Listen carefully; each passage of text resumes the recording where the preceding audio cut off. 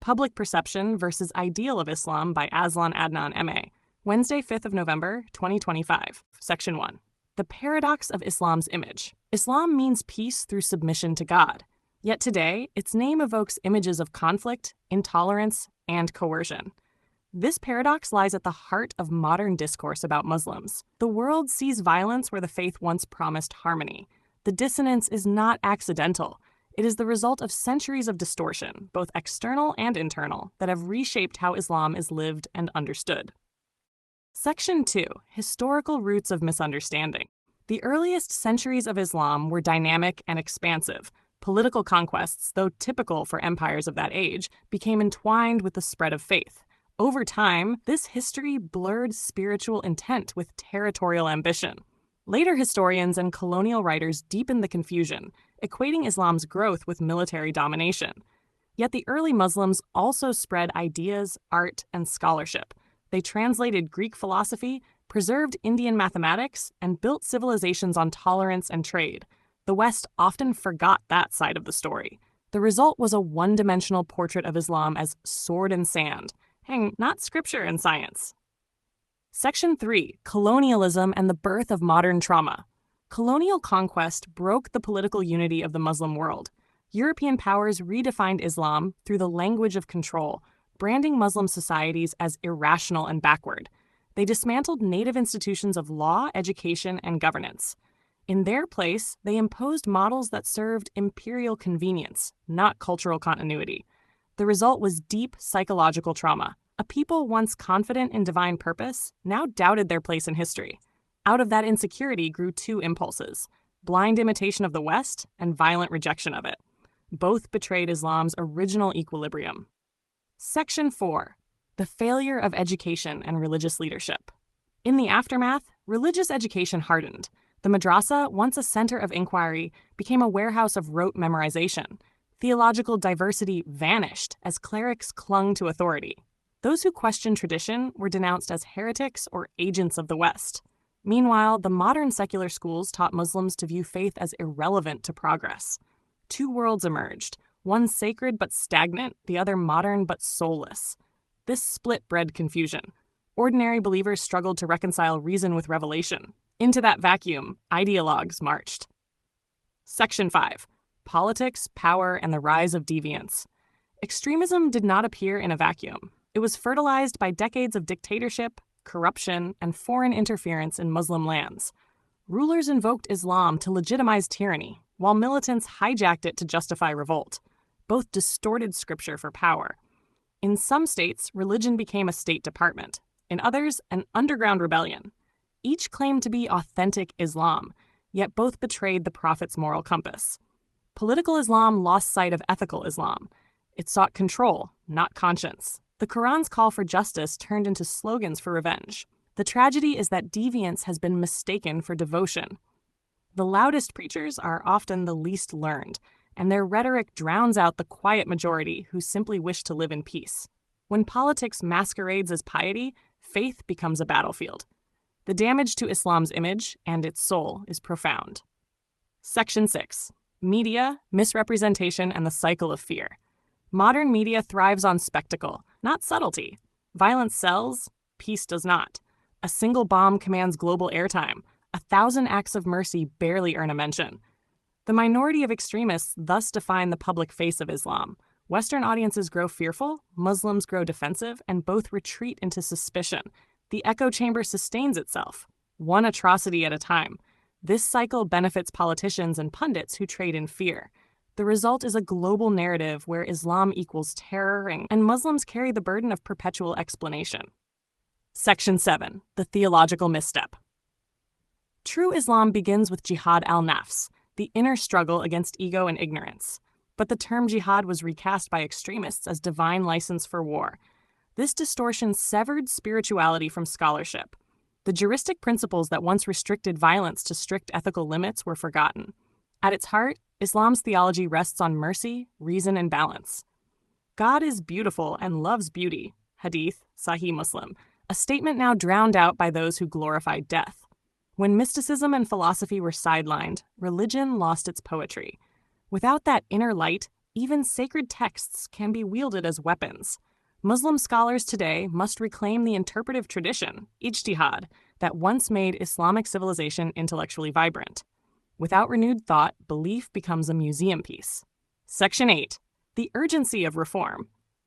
Reform is not rebellion against faith. It is a return to faith's original dynamism, the spirit that made the Quran a living conversation, not a closed code.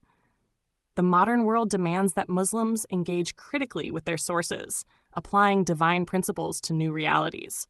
This is what early jurists did with courage and creativity. Today's reformers face hostility from both secular cynics and religious conservatives. Yet the Quran itself commands reflection. Will you not think? Surah Al-An'am 650. Islam must again find language for democracy, gender equality, and coexistence.